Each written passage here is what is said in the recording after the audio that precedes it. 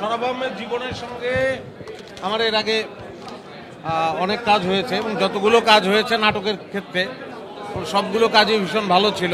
এই কাজটার ক্ষেত্রে যখন আমাকে বলা হয়, আমরা যখন স্ক্রিপ্ট পড়তে যাই, স্ক্রিপ্ট পড়ার সময় আমি খুব এক্সাইটেড ছিলাম যে চরিত্রটা দুর্দান্ত এবং এই চরিত্রটা করতে হবে। তার জন্য সরব আহমেদ জীবনকে যদি কিছু টাকা দিতে হয় তাই দেবো। চরিত্রটা আমার ভীষণ তখনই পছন্দ হয়। তারপরে কাজ করতে শুরু করলাম। আজকে হলে আসলাম, দেখলাম। আমি আসলে শুটিংয়ের সময় কাজ করতে করতে আমার প্রত্যাশা যতটুকু ছিল তার চেয়েও আমি আসলে বেটার সিনেমা পেয়েছি এবং আমি তৃপ্ত। আমার দেখে খুব ভালো লাগলো।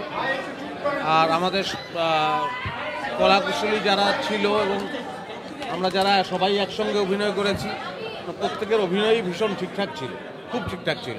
আর একটা শব্দে আমার আছে যে পাল্লা দেয়া। প্রথম কথা হচ্ছে পাল্লা দেয়ারই কিছু না। আমার কাছে মনে হয় এটা সরব আহমেদ জীবনেই ভালো বলতে পারবে যে তার সিনেমা আমি যদি কখনো বানাই সেটা আমার সিনেমা, আমার মতো বানাবো। পাল্লা দেওয়ার কিছু নাই। কোনো সিনেমা দর্শক অনেক দেখলো, পৃথিবীতে এমন অনেক সিনেমাই হয়েছে যে সিনেমা দর্শক অল্প দেখেছে কিন্তু তারপরে সেই সিনেমা অবিস্মরণীয় হয়ে আছে।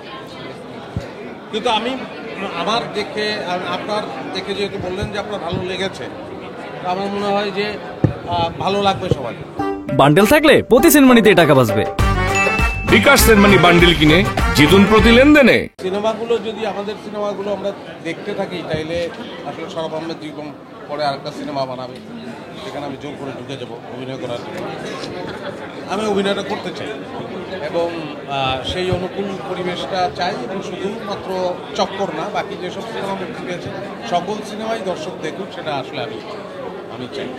বেঁধে রাখার কারণ হচ্ছে যে সে আসলে এই সিনেমাটা নিয়ে সে অনেক ক্রেজি ছিল, আগেও ছিল, এখনও আছে এবং তার প্রথম সিনেমা এবং এটা দেখে কখনোই মনে হবে না যে একজন পরিচালকের প্রথম সিনেমা। মনে না হওয়ারও যথেষ্ট কারণ আছে, কারণ পরিচালনা করার অভিজ্ঞতা তার আছে না, সেটাও অনেক জিনিস।